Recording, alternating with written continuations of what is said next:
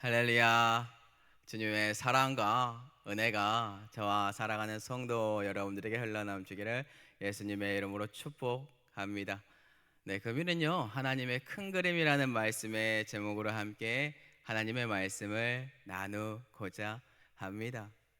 우리는 이제 에스더서에 접어들었습니다. 그리고 이 에스더서에 하나님의 큰 그림이 무엇인지 배워야 합니다. 왜냐하면 이 그림을 알아야 에스더서나 또 다른 하나님의 말씀을 읽을 때 우리는 아주 쉽게 하나님의 말씀이 무엇인지 배울 수 있기 때문입니다. 가령 예를 들어 보도록 하겠습니다. 한 그림 퍼즐이 있습니다. 이 퍼즐 조각을 제가 한 가지 성도 여러분들에게 드렸어요. 근데 그 퍼즐 조각 보니까 어느 누군가는 창문이 있고 어느 누군가는 문이 있어요. 저는 전체적인 그림을 압니다. 성도 여러분들은 몰라요. 그리고 그것을 보고 고민을 하겠죠. 아, 이거는 창문이니까 뭐 옆에 있는 아파트 아니면 기타 등등 그런 창문이지 않을까, 그런 걸 고민하겠죠. 그리고 어느 누군가는 문이니까 야, 이게 어디 문일까. 근데 제가 큰 그림을 보여줍니다. 교회 그림을 보여줍니다. 그러면 성도 여러분들은 다 알겠죠. 아, 이게 교회의 창문이었고 교회의 문이었구나. 근데 핵심은 뭐예요? 창문에 있는 것도 아니고 문에 있는 것도 아니고 교회에 있다라는 뜻이에요. 이처럼 하나님의 큰 그림은요 어디에 있냐면 구약에서부터 신약까지 주님께서 주고자 하는 하나님의 진맥이 있습니다. 그리고 그 내용이 에스더서에도 포함이 되어 있어요. 성도 여러분들이 가지고 있는 큰 그림 중에 구약에서 신약 아주 간단하게 한 가지만 소개하자면, 하나님이 사람을 너무 사랑했고 그 사람의 죄를 범했으며 그 죄를 범한 사람을 자기 독생자를 죽임으로 살리셨고, 그것으로 끝이 아니라 이 땅에서도 그의 사랑을 아는 하나님의 사람들이 그의 복음을 전하는 것, 이 땅에 하나님의 나라가 임하는 것, 그것을 우리가 가지고 가는 거예요. 근데 이 핵심이 에스더서에도 동일하다. 하나님께서 에스더서에도 동일하게 이 마음을 부어 주었고 역사하고 있다라는 뜻입니다. 자, 그러면 에스더서에 들어가기 전에 기본적으로 우리가 여기에서 하나님은 어떻게 에스더서에서 하나님의 큰 그림으로 하나님의 백성들을 이끌어 가는지 그것을 배우고자 합니다. 배경을 먼저 알아야겠죠. 자, 지금 현재 아수에로 왕이 있고요. 수상궁 바사제국이에요. 페르시아라고 하지요. 그러면 그 전에 어떤 사건이 있었는지 여러분들은 에스더 그리고 에스라와 니에미야 그다음에 에스더를 통해 배우고 있어요. 과거로 잠깐만 가볼게요. 고레스 칙령 기억하십니까? 하나님의 기름 부음 받은 고레스가 세워졌고 그를 통하여 고레스 칙령이 선포되었고, 이 칙령의 내용 다 들어서 아실 겁니다. 유대인들, 하나님의 백성들 다시 고국으로 예루살렘으로 돌아가라. 자, 돌아가면 돼요. 그런데 사건이 발생을 하죠. 1차는 스룹바벨이 리더자가 돼서 데리고 오고, 2차 그 다음에 에스라, 3차는 느헤미야를 통해서 포로 귀환이 옵니다. 근데 오늘 이 배경 에스더는요 1차 포로 귀환과 2차 포로 귀환 그 사이에 벌어진 사건이다. 자, 그러면 예루살렘으로 돌아간 사람들이 누굽니까? 기억하실 거예요. 베냐민 지파 기억하시죠? 그리고 다윗의 자손의 후손들 누굽니까? 유다 자손. 그리고 제사장, 레위인들, 이들이 돌아가요. 나머지 10개 지파 어디 갔을까요? 그리고 나머지 사람들 어디 있을까요? 안타깝지만 돌아오지 않아요. 그리고 오늘 본문은요 돌아온 사람들이 아니라 돌아오지 않은 사람들, 타국의 지금 바사 제국의 수상궁에서 벌어지는 사건인데 그 페르시아에 있는 존재들입니다. 자, 그곳에서도 그러면 우린 이런 질문을 할 수 있겠죠. 하나님께서 돌아오지 않더라도 예루살렘으로 돌아오지 않은 그 백성들과도 하나님은 함께 하시는가? 이런 질문도 할 수 있어요. 그리고 하나님의 큰 그림 속에서 이 에스더서를 통해서 이 에스더 읽어보시면 아실 거예요. 하나님의 이름이 한 번도 등장하지 않고요. 인간 대 인간 사이에서 갈등, 그러한 속에서 아, 이거 하나님이 역사하셨구나라는 것을 그냥 느끼는 거예요. 우리의 인생 같은 거죠. 근데 이게 자연스럽게 포함이 돼서 어떻게 구원으로 이끌어가는지 이거를 우리가 배워가는 거예요. 그렇다면은 실질적으로 하나님께서는 타지에 있더라도, 하나님께서 원하는 곳으로 돌아오지 않더라도 하나님을 섬기면 함께 하는가? 거기에 대한 질문은 우리는 다 알고 있습니다. 뭐 말라기에서 침묵기나 아니면 뭐 출애굽 백성 출애굽하기 전이나, 그리고 모세라는 사람을 통하여 지도자들에게 영적인 영을 부어줬을 때 하나님이 원하는 곳에 오지 않더라도 오지 않은 투명, 그러한 사람 지도자들에게도 영적인 것을 부어줬던 것처럼, 하나님은 타지에 있더라도 하나님께서 계획한 바가 있고 하나님을 바라보는 유대인이 있다면 그 사람에게 부어 주신다라는 겁니다. 자, 그러면 에스더서의 가장 큰 그림 하나만 그냥 던질게요. 다 알고 계시는 내용입니다. 이거를 알고 에스더서에 들어가면 더 편해지는데요. 자, 등장인물들이 있겠죠. 아하수에로 왕이 있고, 왕 와스디가 있고, 뭐 모르드게, 그다음에 에스더, 하만 장군, 요 정도 알고 계시면 좋을 것 같아요. 자, 이 사람들 간에 갈등이 있는데 하나님께서 이 갈등 속에서 어떻게 하나님을 바라보고 살아갈 수 있게 하고, 또한 이 위기를 극복함으로 어떻게 건지는지, 구원받을 수 있는 그 내용이 오늘 에스더서에 있는데, 그 중에 그러면 우리가 이 큰 그림을 가지고 하나의 퍼즐, 우리가 읽은 본문을 이제 끄집어 와야 되잖아요. 자, 그러면 고민을 하는 거예요. 왕이 등장하겠구나. 그리고 왕후가 등장하겠구나. 자, 이들 사이에 어떤 일이 벌어질까? 그런 다음에 알 수 있는 게 뭐예요? 에스더라는 사람이 나중에 왕후가 됐다라고 했는데, 그러면 현재 이 왕후는 나이가 많아서 죽는 걸까? 아니면 누군가가 살해를 한 걸까? 기타 등등 어떠한 사건으로 어떻게 됐는지, 드라마처럼, 성도 여러분들이 드라마 좋아하시죠? 그런 것처럼 사건이 발생해야 돼요. 사건 발생하지 않으면 기록하지 않았겠죠. 그런 것처럼 오늘 본문에도 사건이 등장해야 됩니다. 자, 우리는 어제 이것을 배우게 됐어요. 아하수에로 왕이 너무 기분이 좋아요. 행복해요. 잔치를 벌였네요. 어떠한 잔치를 벌였나요? 180일이라는 잔치를 벌였어요. 백성들하고 관리들을 불러요. 근데 그것으로 끝나지 않아요. 7일간 더 잔치를 진행하기 시작합니다.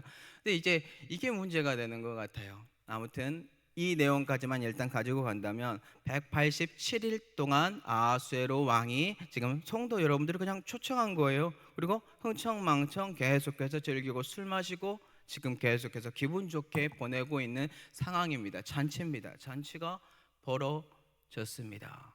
자, 그 다음에 어떤 일이 또 벌어지냐면요, 왕후 와스디가요 자기의 그 왕궁에 있는 여인들을 불러들여서 또 잔치를 벌여요. 서로 잔치를 벌이고 있는 이 상황, 현재 이 상황만 보면 왕 그리고 왕후 참 대단한 분들이다. 백성들을 위해서 이렇게 귀하고 복된 잔치를 베푼 참 좋은 분들이다라는 생각이 들 거예요. 자, 그런데 이제 사건이 발생을 해야 돼요. 이 사건이 있어야만 하나님의 개입이 있을 수 있어요. 그리고 하나님의 보이지 않는 손길 가운데 어떠한 일들이 벌어지는지 우리는 깨달을 수 있는데, 자, 오늘 본문 한번 10절하고 11절 봐보도록 할게요. 제7일에 왕의 중이 일어나서 오전 4시 무만과 가르가스 7사람을 명령하여 왕와스를 청하여 왕후의 간을 정지하고 왕 앞으로 나오게 하여 그의 아립다움을 무백성과 지방관들에게 보이게 하라 하니, 이는 왕후의 용모가 보기에 좋음이라. 자, 지금 이제 사건이 발생하게 됩니다. 지금 앞에 나와 있는 제7일, 이게 어떤 뜻인가요? 지금 아하수에로 왕 180일 잔치 벌였고 또 7일간 잔치 벌였죠. 총 187일 마지막 날입니다. 마지막 날 되는 이 잔칫날에 왕이요 더욱더 중이 올라와요. 술에 취하고 기분이 좋고 알딸딸하고 사례 분별하지 못하는 사람이 됩니다. 참고로 왕은요 술을 마심으로 판단 못하는 사람이 되는 그러한 모습을 보이면 안 되겠죠. 잠언에 나와 있어요. 그럼에도 불구하고 이는 이 모습으로 지금 나아가고 있습니다. 근데 한 가지 안타까운 계획을 세워요. 이가 자신의 왕후를 불러오고 싶어 해요. 이유는 뭐냐면 자기 자신의 과시욕을 주위 사람들한테 드러내고 싶어 하니까요. 참고로 술은요, 성령에 충만한 것도 신약에 와서 비교가 됩니다. 오순절날 성령에 충만한 사람을 보고 술 취한 사람인가 이런 것처럼. 그리고 이 두 가지는 공통점이 있겠죠. 예, 성령에 충만한 사람은 사람을 무서워하지 않고 하나님을 무서워합니다. 근데 술 취한 사람은요, 네, 그냥 아나무인이 돼가지고 사람 무서워하지 않아요. 때려도 아프지 않거든요. 술 기운에. 자, 이런 것처럼 이 사람은 지금, 이 왕은 지금 사리분별의 판단력이 없는 사람이다. 그런데 자기의 과시욕을 드러내기 위해서 이렇게 이 모습을 행하고 있다. 자, 그러면 이러한 모습 속에서 왕후는 지금 어떻게 행동을 하였느냐? 왕의 명령에 듣고 따라와서 그대로 행동을 했느냐? 아니면 다르게 행동을 했느냐? 다르게 해야 사건 발생이 있고 하나님께서 그 안에서 그 사람들의 악을 하나님의 선을 통하여서 어떠한 작업을 준비하겠죠? 네, 오늘 본문 12절 한번 볼게요. 그러나 왕와스디는 내시가 전하는 왕명을 따르기를 싫어하니 왕이 진노하여 마음속에 불 붙는 듯 하더라. 네, 지금 이제 7명의 내시를 왕이 그 명령을 해가지고 왕후에게 이 내용을 전달해요. 와가지고 왕관 쓰고 이쁘게 꾸며가지고 여기로 와가지고 해라. 그 모습을 보여줘라.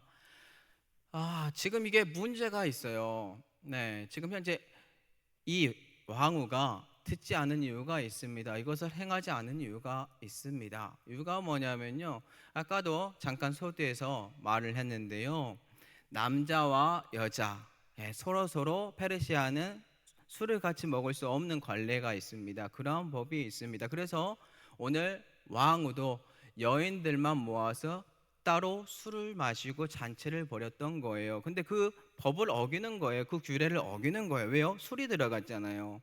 술이 들어가고 판단력이 흐려져서 규범이 없어요. 그래요. 그런데 두 번째는 뭐예요? 술 취해 있는 사람들이 여기 지금 놓여 있는데 제가 예쁘게 꾸미고 왔다라고 생각해 보세요. 그냥 속으로 사람들이 뭐라고 생각할까요? 와, 대단하십니다 하지만은 여러 가지 음란 모든 더러운 것들을 생각하는 그러한 자리예요. 비하되는 자리입니다. 왕후의 권위가 떨어지는 자리예요. 가고 싶습니까? 네, 가기 싫겠죠. 이러한 상황을 알고 있는 왕후는 가지 않아요. 그리고 거절을 합니다. 근데 술에 취해 있고 판단력이 흐려져 있는 그 사람의 마음에 큰 불, 큰 화가 일어나요. 이러한 사건이 이제 발달이 되어서 이제 내일부터 또 다른 내용을 들을 겁니다. 근데 가장 큰 내용 중에 하나는 하나님께서 이 사건을 통해 새로운 사람을 준비하고 하나님의 이름과 하나님의 모습은 보이지 않는 것 같지만 결국에 하나님께서 사람들의 인간관계의 갈등 속에 이 모든 것을 구원해 나가는 하나님의 이야기를 성도 여러분들은 배우게 될 것입니다. 자, 그러면 말씀을 정리할 텐데요. 자, 저희는 오늘 이방인은 바사왕 왕후를 통해서 그러면 무엇을 배울 수 있을까요? 제가 성경 한 구절 가지고 왔어요. 잠언 16장 9절 말씀인데요. 사람이 마음으로 자기의 길을 계획할지라도 그의 걸음을 인도하시는 이는 여호와시니라. 아멘. 지금 이 아수에로 왕도 왕후 아스디도 자기들이 생각하고 있는 생각과 모든 것들 그 길 가운데 행합니다. 그런데 실질적으로 우리는 우리가 생각하고 우리가 지은 모든 것들로 그 모든 것들이 세워진다라고 하지만 하나님께서 개입하세요.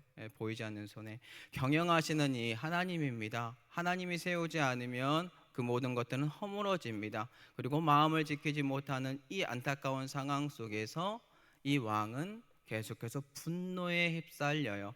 왜 이 사람이 분노에 휩싸였다고요? 187일간의 잔치, 뭐 1년에 반 거의 반이죠. 반 동안 잔치하고 술 마시고 판단력 흐려지고 그러한 속에서 살아갔다. 그런데 결국에 그는 실수를 하였고 자기의 처인 왕후를 욕보이는 그러한 명령을 하였다. 이런 것처럼 우리 또 실수할 수 있고 넘어질 수 있습니다. 그런데 하나님의 큰 그림은 늘 준비되어 있어요. 사람을 통해서 하나님은 뒤편에서 보이지 않지만 하나님의 이름이 등장하지 않지만 주님께서는요 오늘날도 믿음의 사람들을 구원하고자 합니다. 그들을 건지고자 합니다. 그러면 오늘 본문에 있는 내용을 우리가 오늘로 적용을 하면 뭐 이게 더 정확하다라는 애시는 아니에요. 네, 아하수에로 왕이나 왕후를 오늘날의 우리 대한민국의 뭐 위정자 그런 사람들이라고 포함할 수 있고, 좀 축소를 하잖아요. 그러면 대형 회사의 회장, 큰 기획사, 뭐 기타 등등 그러한 회장들, 그리고 그 옆에 있는 아내, 그 아내에게 무슨 일이 벌어져 가지고 그 직원들 중에 한 명이 그 기획사랑 결혼을, 사장이랑 회장이랑 결혼을 했는데 어떠 해가지고 하나님의 섭리 가운데 거기에 있는 모든 사람들이 건진받거나,